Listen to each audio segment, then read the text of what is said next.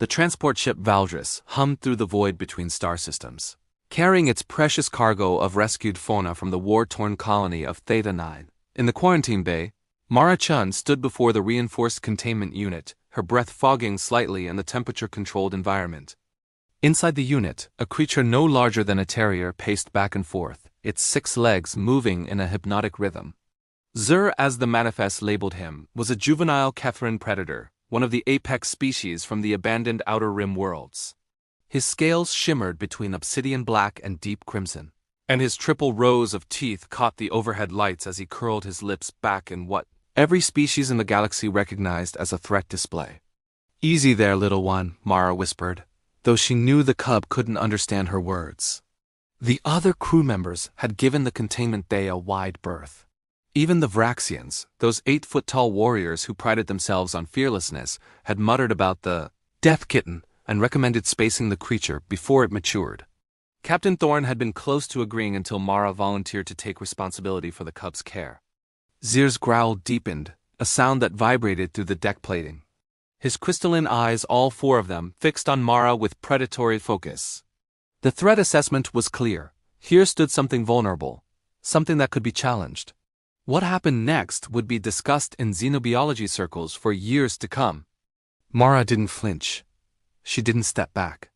Instead, she did something that made the monitoring crew in the adjacent room collectively hold their breath. She opened the containment unit's access panel. "Mara, what are you doing?" Dr. Keller's voice crackled through her cum unit, panic evident even through the static. "That thing will tear you apart." She muted the cum. Zir's growl escalated into a full-throated snarl as the barrier between them disappeared. The cub's haunches tensed, muscles coiling beneath scaled skin. Every instinct in his young body screamed at him to assert dominance, to prove he was the apex predator in this encounter.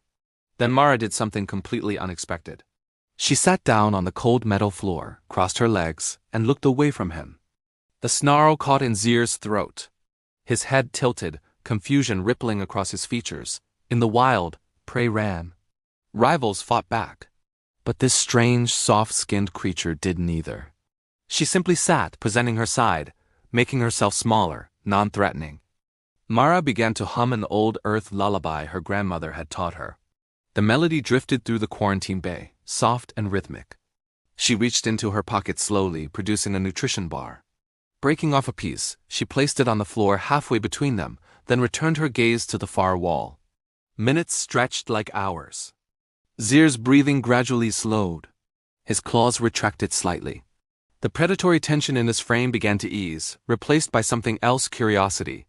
He took one cautious step forward, then another. His sensory tendrils extended, sampling the air, analyzing this strange new creature that defied every pattern his instincts recognized. When he reached the nutrition bar, he sniffed it suspiciously. Then, keeping 2 eyes on Mara, he consumed it in one quick gulp. Mara smiled but didn't turn to look. She broke off another piece and placed it closer to herself. The pattern repeated. Each piece of food brought Zur incrementally nearer until he stood barely an arm's length away, his warm breath ruffling Mara's sleeve.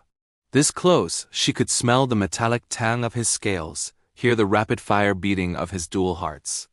"You're just scared, aren't you?" she whispered. "Lost your family. Lost your world.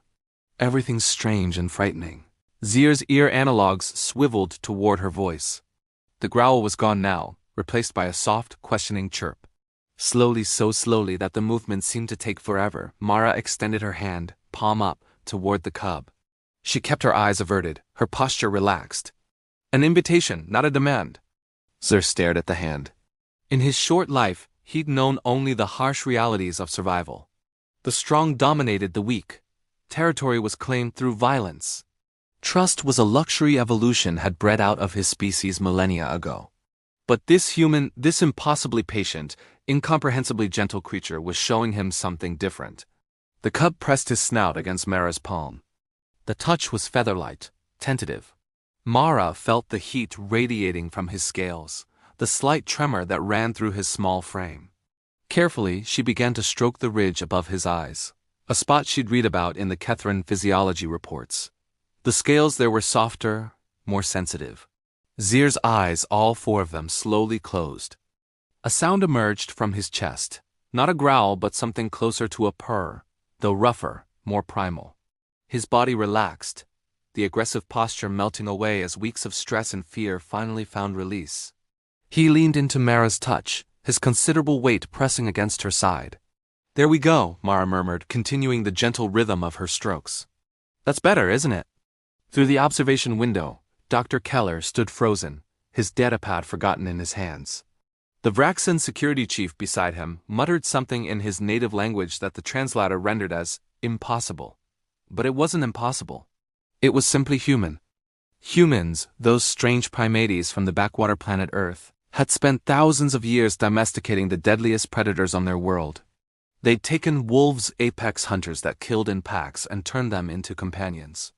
They'd befriended creatures with toxins, claws, and fangs, not through dominance or fear, but through something the galaxy had never quite understood: patience, empathy, the willingness to see past the teeth and claws to the frightened creature beneath.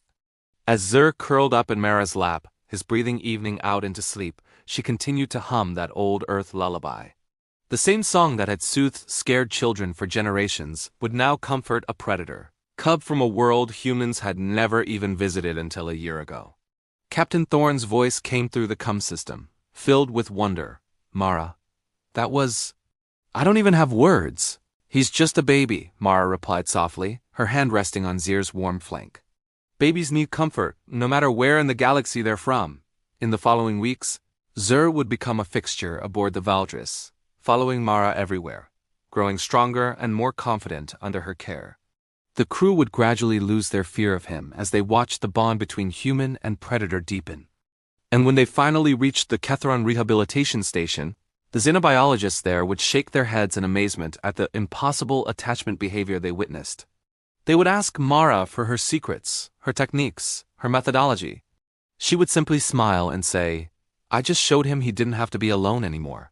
Because that ultimately was humanity's greatest strength, not their technology, not their adaptability, but their infinite capacity to find connection in the unlikeliest places, to build bridges across the deepest divides, and to prove that even the fiercest predator could be gentled by compassion. Zur would remember that lesson for the rest of his long life.